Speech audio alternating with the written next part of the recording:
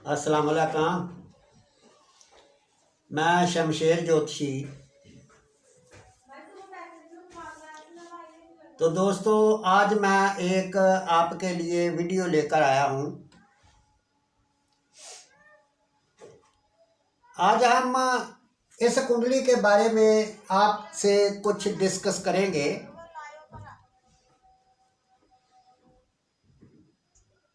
कि ये जो कुंडली वाला आदमी है, इसकी तारीख पैदाइश है 22/12/1974 और वक़्त पैदाइश है 8:30 AM। ये दिल्ली का जन्म पैदाइश है। तो दोस्तों, सबसे पहले हम इस कुंडली को देखते हैं कि ये जो कुंडली है, ये कुंडली बुर्ज कौस की बनी है और स्यारा इसका मुश्तरी है। मुश्तरी लगन का मालिक है। तो लगन का मालिक होकर कुंडली के तीसरे घर में चला गया है। तीसरा घर होता है मेहनत मजदूरी का, जद्दोजहद का, बहन भाइयों का। तो ये जो बुर्ज कौस है, ये उस बंदे की बॉडी है, बॉडी, जिस्म। तो जो बॉडी की रूह है वो इसका स्यारा है। स्यारा उठा यानी इसकी रूह उठ के चली गई है बहन भाइयों वाले घर में, यानी बहन भाइयों के साथ मिलकर रहना, मेहनत मजदूरी से वास्ता पड़ जाना, क्योंकि ये मेहनत मजदूरी का घर है।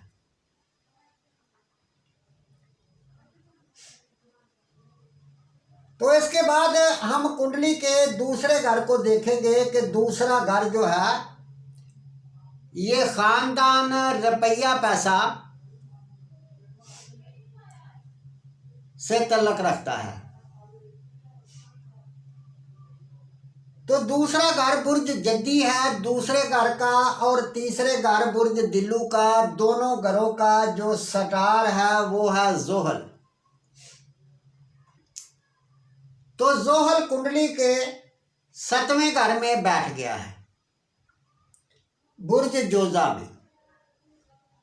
हालांकि बुर्ज जोजा जो है ये स्यारे जोहल के दोस्त का घर है, यानी अच्छी जगह पर चला गया।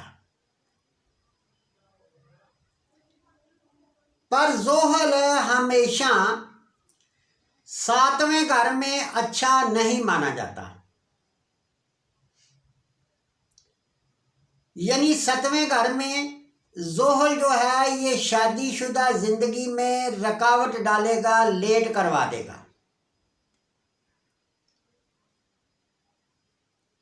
जोहल जो है ये उम्र से बड़े आदमी या औरत से शादी करवाएगा।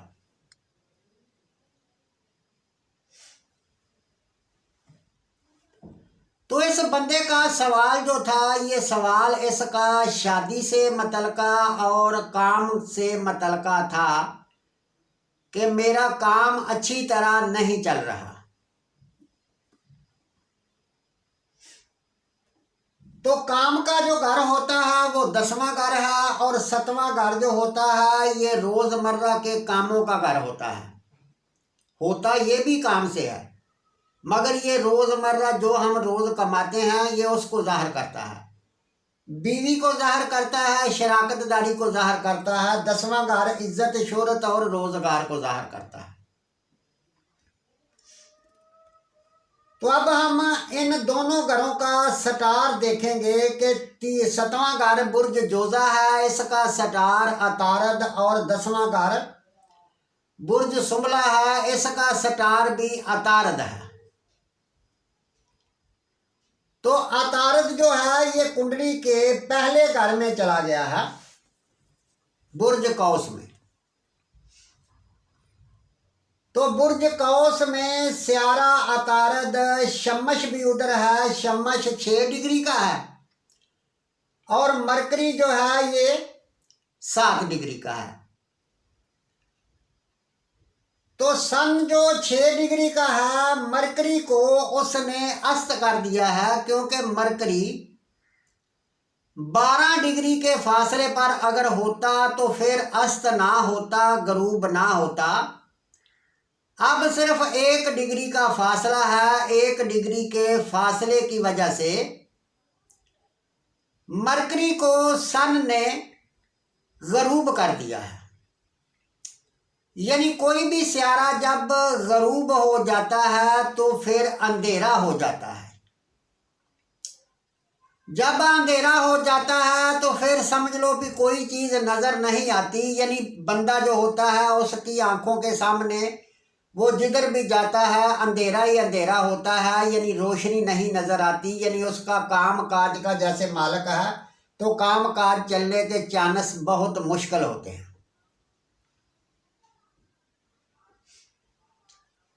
एक तो ये पॉइंट हो गया कि काम काज वाला सियारा जो है ये अच्छा नहीं है।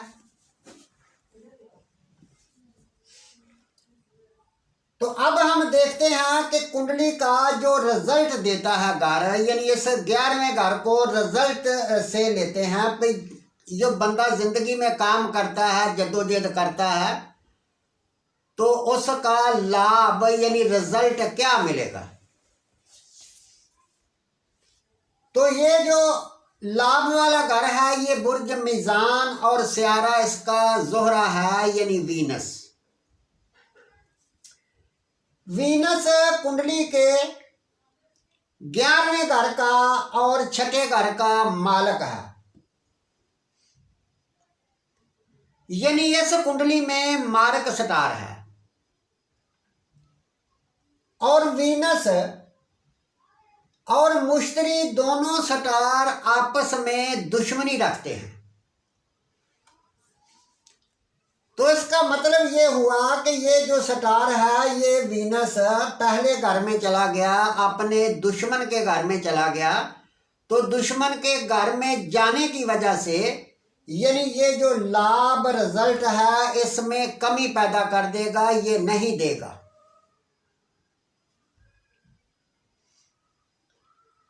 और इसके अलावा ये 6ठा घर है। 6ठा घर बीमारी, मुखालफत, कर्ज से भी तल्लुक़ रखता है। तो ये सियारा भी उठा और उठकर बंदे की बॉडी में दाखिल हो गया, तो जिसकी वजह से इसको कोई ना कोई बीमारी भी लगी रहेगी और कर्ज से भी वास्ता पड़ेगा और कोर्ट केस, मुखालफत वगैरह भी चल सकती है।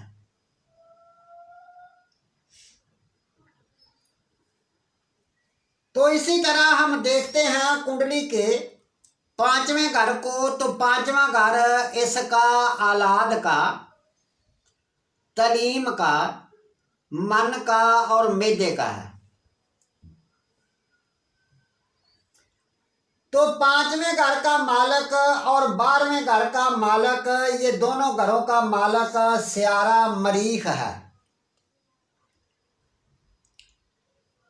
जो कि अपने ही घर में चला गया। हालांकि अपने घर में जाने की वजह से वो प्रीत राज योग में आ गया है, यानी यहाँ ये नुकसान नहीं देगा, पर फिर भी ये नुकसान देगा इसलिए कि राहु के साथ लग गया है। तो राहु 16 डिग्री पर है और मरीख 14 डिग्री पर है, जो कि 10 डिग्री के अंदर है। तो जिसकी वजह से ये स्टार कमज़ोर हो गया, इसको ग्रहण लग गया। तो जब किसी स्टार को ग्रहण लग जाता है तो वो भी स्याह हो जाता है और उसका नूर ख़त्म हो जाता है।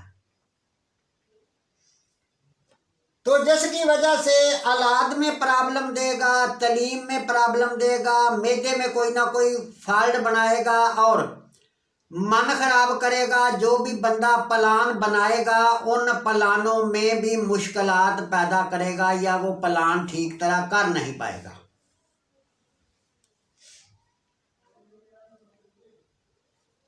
तो इसी तरह ये कुंडली का छठा घर है और ये जो है ये 8वां घर है। तो 8वें घर का स्यारा,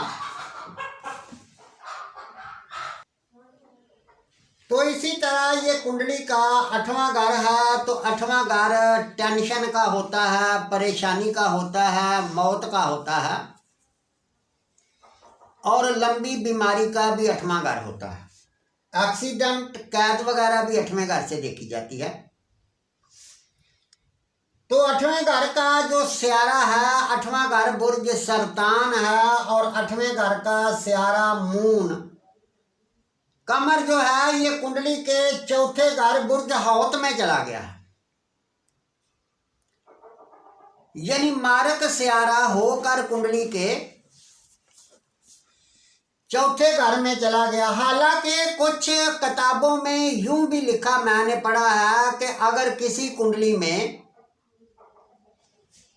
8वें घर का मालक कमर हो या शमश हो या 8वें घर का मालक और ताल्या का मालक एक ही सटार हो तो वो सटार साध होता है, वो नहस नहीं गिना जाता। अगर उस हिसाब से देखा जाए तो बुर्ज कौस की कुंडली में बुर्ज सरतान 8वां घर है। तो 8वें घर का मालक स्यारा कमर जो कि साध माना जाएगा। अगर साध माना जाए तो फिर तो टेंशन मुश्किलात नहीं आएगी, मगर अगर 8वें घर का मालक नहस माना जाए तो फिर 8वां घर उठकर चौथे घर में आ गया तो माँ की तबीयत को खराब करेगा, घर की प्रॉपर्टी, जमीन, मकान, गाड़ी का सुख जो है उसमें कमी पैदा कर देगा। तो इसी तरह मेरे दोस्तों,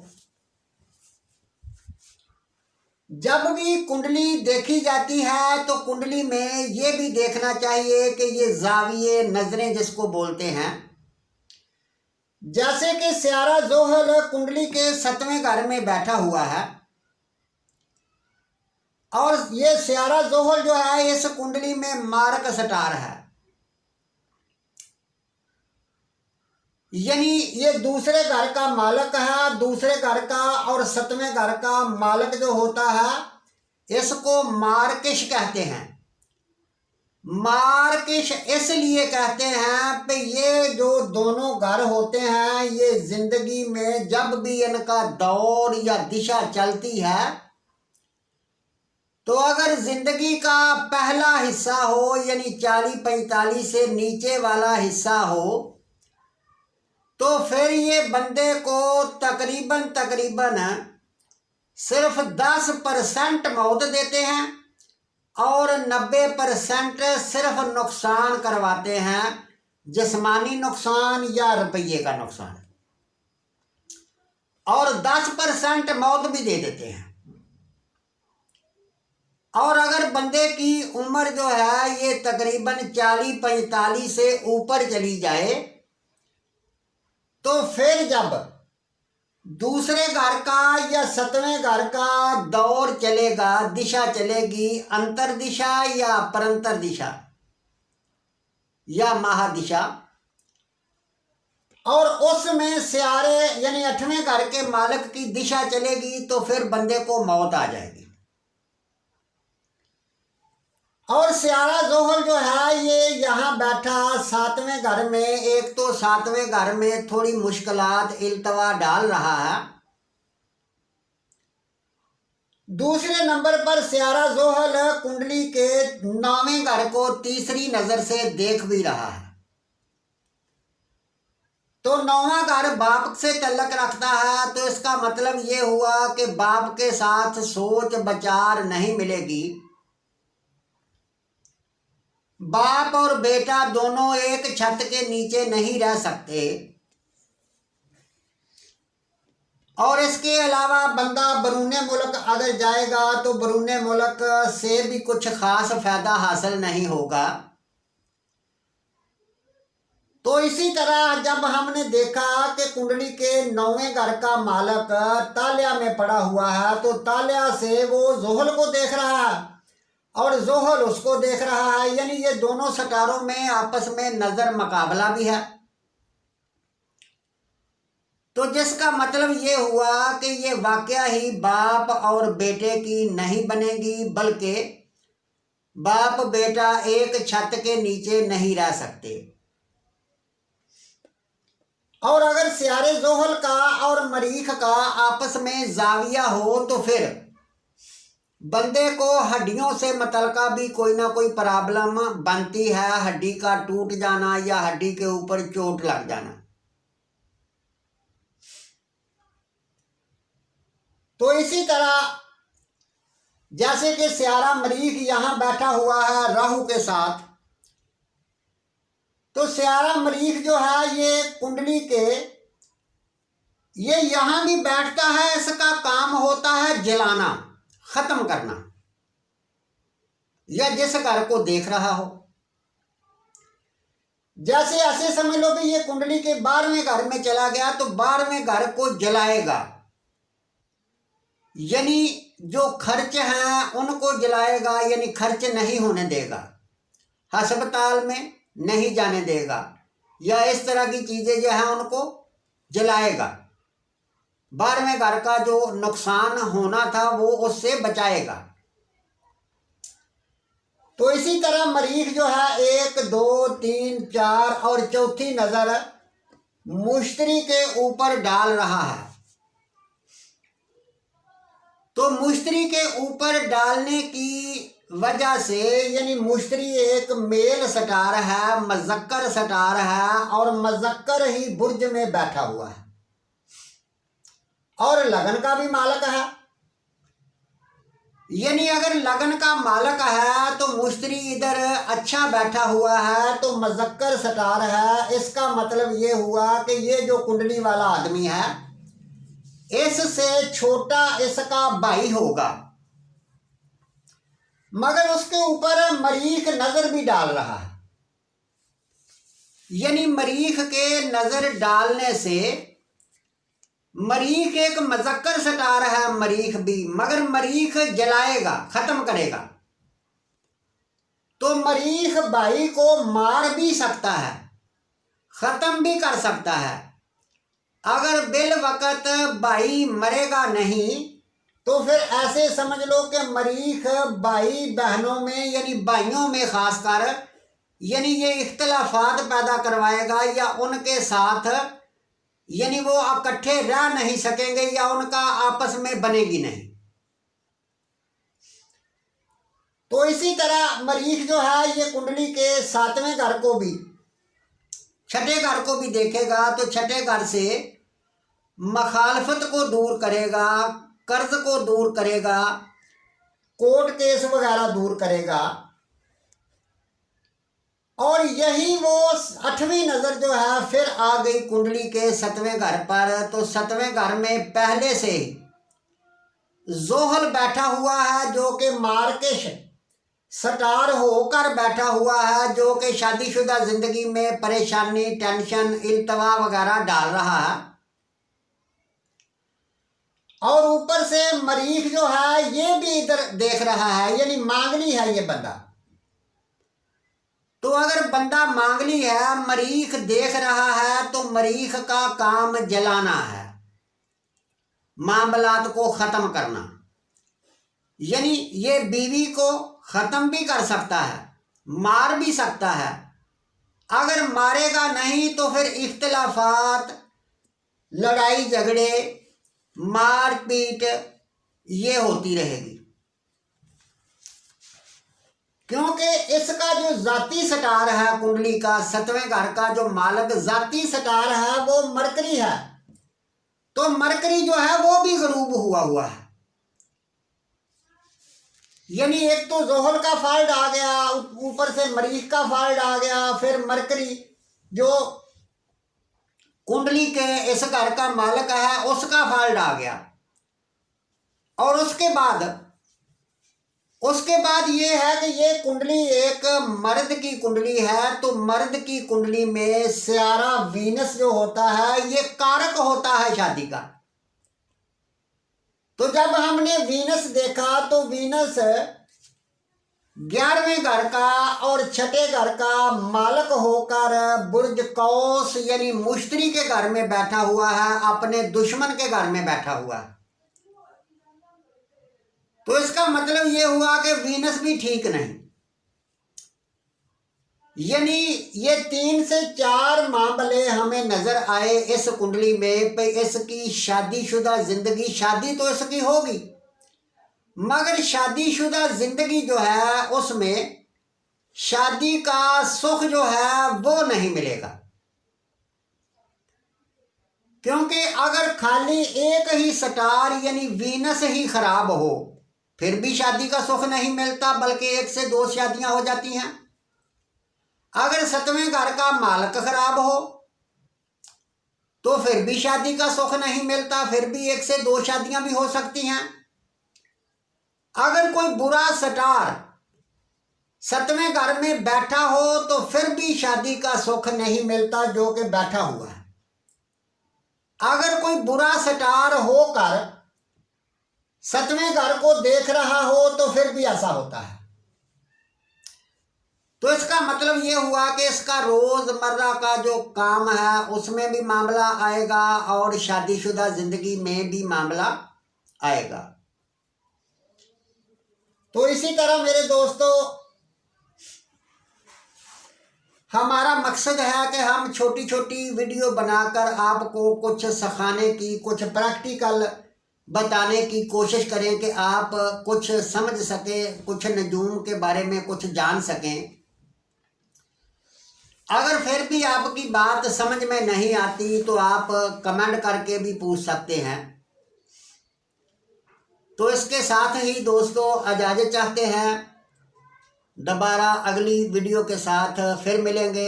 अल्लाह हाफिज़।